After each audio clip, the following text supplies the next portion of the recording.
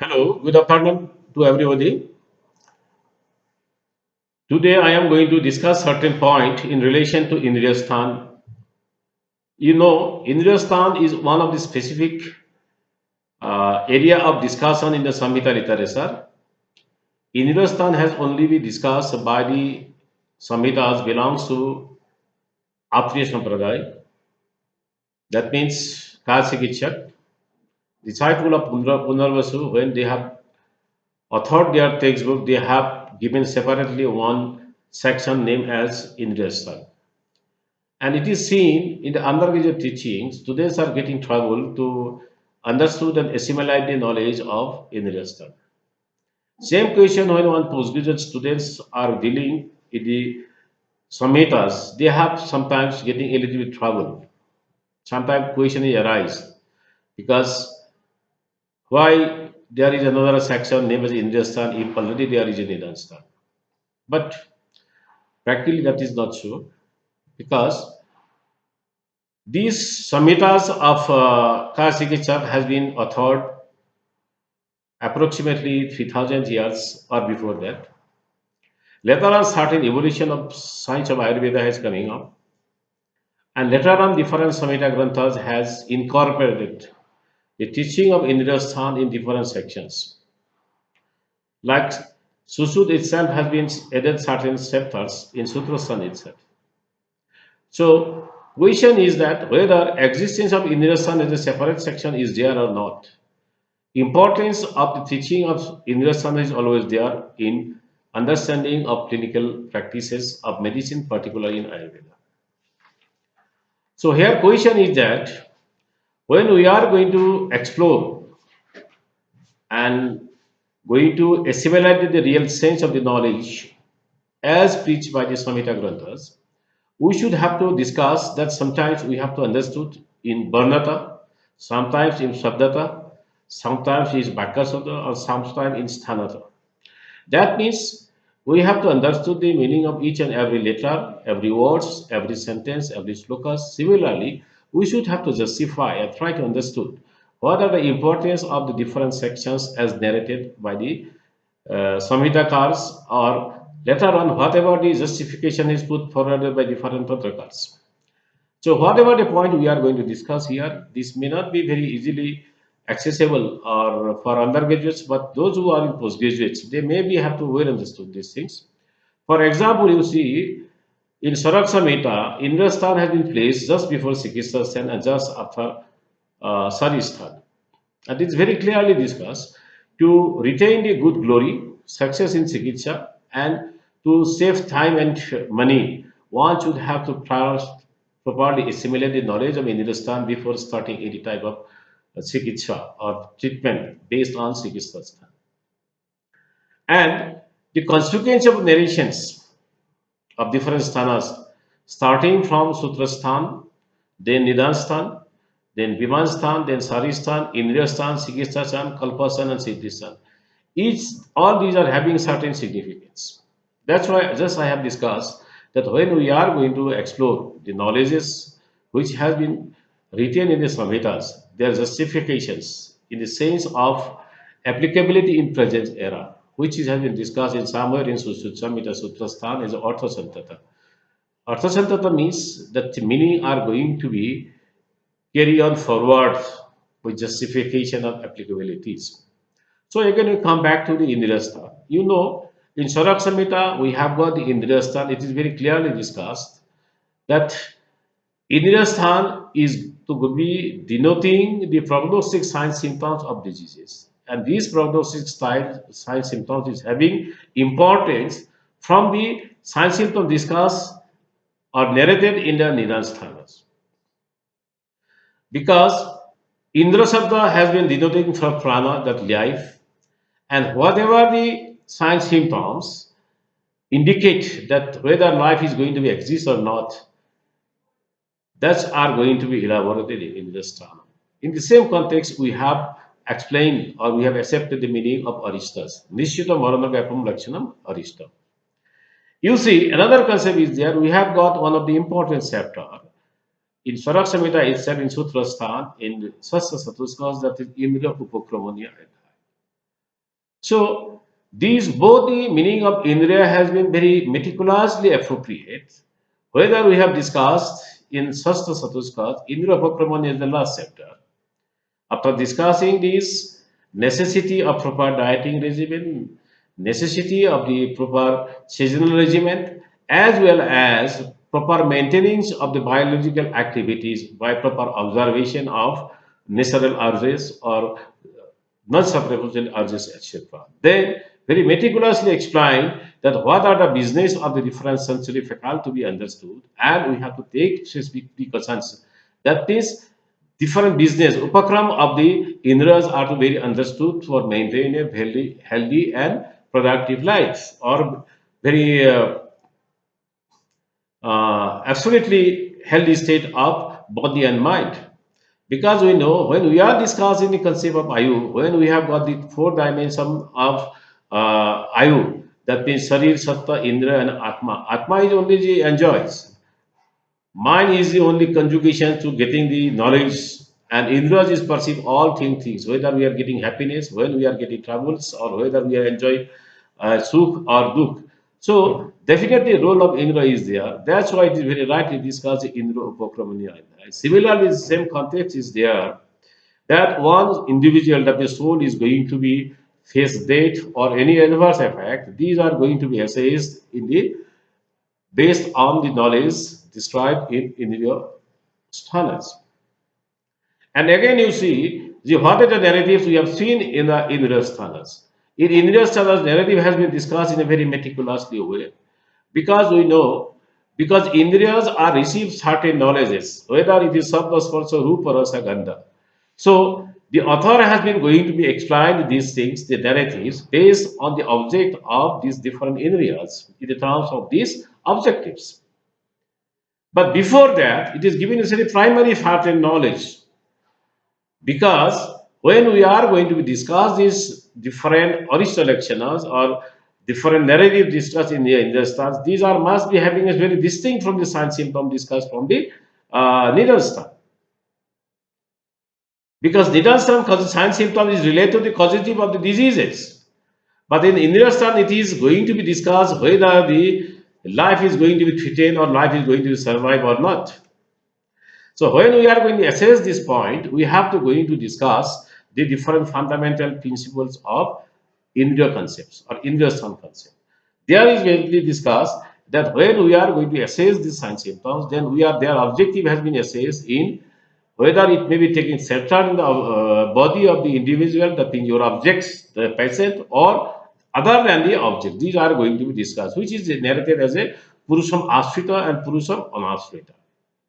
So when we are going to further discuss the different sign symptoms or narratives in Anjastanas, mainly taking shelter in Purushita, they are going to further discuss whether it is Prakriti Parikha or Vikriti Parikha. On the other hand, other than the persons of that is objects, whatever the assessment has been done, that will be known as Purusham Anasrita. And I know when you have got certain narratives in Indrastans, which is Purusham Anasrita, then we should say these having not scientific very basis. And generally, when you are discussing this point to the tender mind of the undergraduates, definitely they have been in a possible condition, but that is not so. For clearing this point, that means how we have to going to be accept as an essential part of diagnostic of prognosis science symptom in unhospital lectures like Dutadhikara, etc., we should have to go back a little bit. For example, you see, in ancient India, good number of sciences have been simultaneously developed, which is known as Pradhan Vigyan and Anovigyan. So when we are discussing Ayurveda as a Pradhan Vigyan, simultaneously we should have to easily discuss certain other sciences also. And it is fact, already we have been seen that the other sciences has been meticulously incorporated in Ayurveda. For example, you see, when we are discussing the Ritu Sarisas, when we have been discussing the Sarir Ball according to the Ritus, but before that, we are definitely recognize the accept of the star and planets and their effect in health and disease problems. That means the knowledge of astrology or astronomy is very meticulously incorporated in Ayurveda. Similarly, there are other sciences which is known as Nimitta Shastra or Paka Shastra. These are also very meticulously incorporated science of Ayurveda. When you are discussing Hindustan, you are going to be getting certain information like Samudrik Lakshana. So that is the intermediate size, that is one Nimitta Sastra. Perhaps Nimitta Sastra may be accepted that this is a applied aspect of Jyotish in relation to medical science or into daily to daily science. And you see, whatever the our narratives has been found in the mainly the Sasya Satuskas, or where are the certain other what to be do, what should not be do, has been narrated in our samhitas in relation to particular diseases, and if is related to certain other principle. For example, you see, we are prescribing that langan in different type of diseases, mainly which affecting the vapor of agnis. But if we are going to apply this certain concept of Jyotish and Nimitta Shastra, that means regularly practice of certain rituals and Langan therapy, whether it may be in weekly or 11 days, 10 days. It is if you are saying that if I am taking a regular diet, then one day I will take the light diet by giving fasting. To give a chance to regain back the energy of my Jatharagnis, then you must accept is a scientific way. But on the other hand, if we are going to do that in the terms of custom and tradition, we are going to taking first in a full moon, in a lunar fortnights, or you can do the 11 day of the both fortnights. Then you say these are superstition, but practically that is not so. Actually, these applications of the concept of this Langan therapy, according to this and Carl, or according to Boy, they may be altered. It may be 7 days, or it may be 11 days, or maybe 15 days to regain back the normalcy. And for us, this is the object matter of Nimitta Shastra, which in collaboration to Un Jyotish has been incorporated in the medical science or in the Samhitas. So that's why when we are going to discussing the Purusha Manas, the concept of Indriya-Sthana, you cannot say that it is not applicable and rule out. But on the other hand, when we are going to discussing the Purusha Africa narratives of Indriya-Sthana, then as I have discussed firstly, we are going to discuss that certain prognostic sign symptoms to be assessed by the help of these Varna, Shara, Sparsha, etc. Whether it is Varnasarya Indriyam, Sparshendriyam, Indranik Indriyam, all these are nothing. That means we are going to be perceived certain prognostic sign symptom based on this object of the Indriyas. On the other hand, very clearly stated that when you are going to be assess these sign symptoms, it should be taken through the help of different means of knowledge. That means whether you have to assess these things with Pratyaksha, Anuman, Apapadesh. And very important for the point is Jukti. For example, you see, when you are going to assessing certain prognostic symptom based with Varna or Swar, then when you are going to differentiate whether it is a Prakrit Varna and Bhakrit Varna, then you have to understand then what will be progressive changing of color in a very critical cause which may be leading to death. For example, you see, we have got the narratives of different diseases. For example, you say Pandu, Kamla, Halimak, or Kumbha Kamla. But nowadays, due to advancement of certain things, we may not be reached any patient up to the stage of Kumbha Kamla or Halimak. But it does not mean that there is no importance of the Bikrita Varna. So when we are going to assess the Vikrita Varna, whether it is in the Varna of the Rogi or of the Varna of the Malmutras or etc., that is another question. So same question in cases of when we are going to assess the Prakriture or Bhakriture. So question is that because in Ayurveda, giving a name of disease is not an important question. And when we are discussing in the process of causing of diseases and transformation of diseases from one stage to another stage, that is from Purva Roop to Upadra, or it may be Nidanartha or Roga. In all the conditions, there is very changing of the different sign symptoms.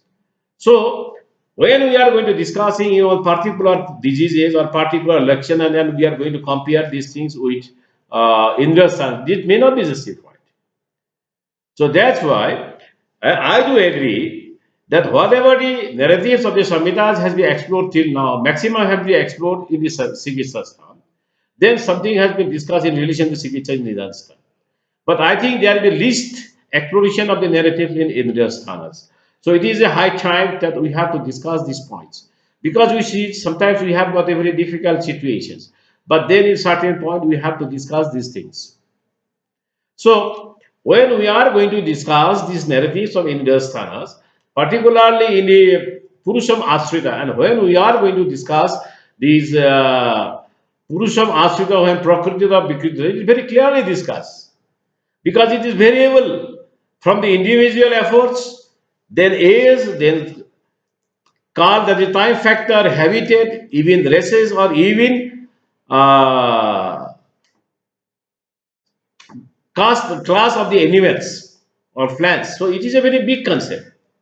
So the examination of Prakritita and Vikritita in Purusham Anasita itself have given a very plenty of scopes how we are going to be analysis. So whether it is Purusham Asrita or Purusham Anasrita, these is the two basic points to assess or analysis different concepts which leading to the proper assessment of this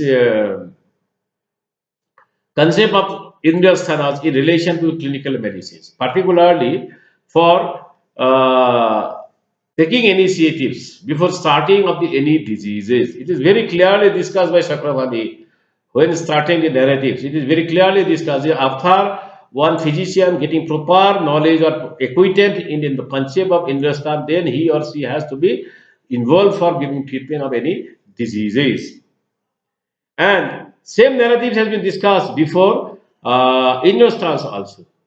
That means when you have got the basic fundamentals in the Sutrasthana, then you have got the causative factors and symptoms in Nidhansthana, then you have know the proper different aspects like measurement of those Drisha, Dhatu, Mal, Oshadis in Vimansthana. And later on, when you have know this taking shelter of disease in body and mind, then you should have to know that what may be the proper analysis of the prognostic signs symptoms of the diseases. And it is very much clearly discussed in the study itself that everywhere you have to going to be applied reasoning. Reasoning means jukti.